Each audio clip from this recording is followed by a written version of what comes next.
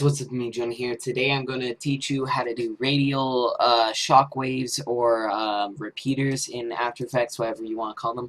I'm also going to be teaching you how to do trim paths, which is also a really important thing for 2D motion design. So let's get right into this. I already made a composition, 14 seconds, not too long. I'm not going to do anything too long.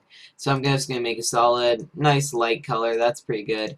And now I'm gonna make all my things in black. I don't know if it might not look as good, but I just want it to stand out and be bold. So I am first gonna show you guys how to do the repeater. So what you want to do is you want to find the middle-ish, and like it doesn't have to be exact or anything. And then what you have to do is just go a little bit up, and then go to this pen tool right here on the top, and then you're gonna make your first point like right above the top, and there you go. So now you can make a second one, hold shift, make a second one so it's in a straight line right above it. Boom, you have a line. Now you're going to go into the shape layer that you just made and hit add repeater. So if you go into this repeater that you just made, you're going to change the copy to how many you want. Right now I'm going to make it 9, and then I'm going to go into this and I'm going to turn the position to 0 and the rotation to 360 divided by 9. If I did 8, then 360 divided by 8. Say I did 4, then 360 divided by 4, and so on. So yeah, I'm gonna do 360, so it's 45 or 40. I think it's actually might be 40. I'm just doing this in my head.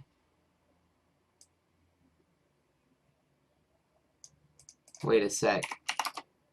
No, I think it's 45. Okay, okay, so yeah, there you go. You have a little shockwave thing going on. But how do you animate this? And it looks like it's a bit off-center. So you can change how because it's off-center, you can change that by going into the transform shape 1 and taking the position and moving it over so it's right over the center line. But you can also move it to the side and make some other kind of cool little shockwaves. So now that you did that, you're good. You're gonna add trim paths, and now you can change this. So if I click on the end first, and then I go to about, we'll make it a very slow one. I'll go to 1 second, and I'll go out all the way, and then at 0.5 I'll keyframe the start, and then I'll go halfway out past the end keyframe, and then boom, now you have a little shockwave. So that looks pretty boring, to be honest. So a few things you might want to change. Stroke, I'm going to change it because right now it's like a little hard end, and I want to change that, so I'll change it to a round cap, and now it's round. I can do this on full quality probably. So now it's round. I can also change other things in this. So what I'm gonna do, and this makes your thing look very different and unique and animated. So what I'm gonna do is I'm gonna go from stroke width to 0 to start off. Then I'm gonna go about halfway, and I'm gonna change the stroke width to the biggest I want it to be, and that'll be 45, let's say. And then at the end, I want to change it back to 0. So now I also want to change it to black because I said I was going to change everything to black. There we go. So let's see this. This is obviously a very slow shockwave, but you get the basic idea, and you can edit with this. There's lots of different cool things you can do with this. Yeah, that's repeaters for you, and you also learned a bit about trim paths. I will do a little more on trim paths here.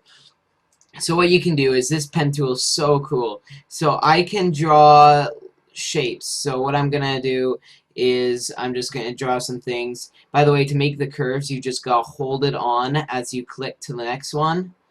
So that's what I'm doing. I'm just holding it on. So now I just made a little diagonal line across the screen, and what I want to do is I want to animate that line.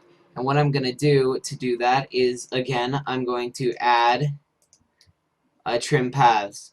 And trim paths, that's how you do it. You just go like back here and out. And yeah, of course, I can do again the same kind of thing to make it like that. Very cool. That's what you guys have learned today. I will have more tutorials in the future on 2D stuff if you guys like this kind of stuff. So yeah, I'll see you all later. Bye.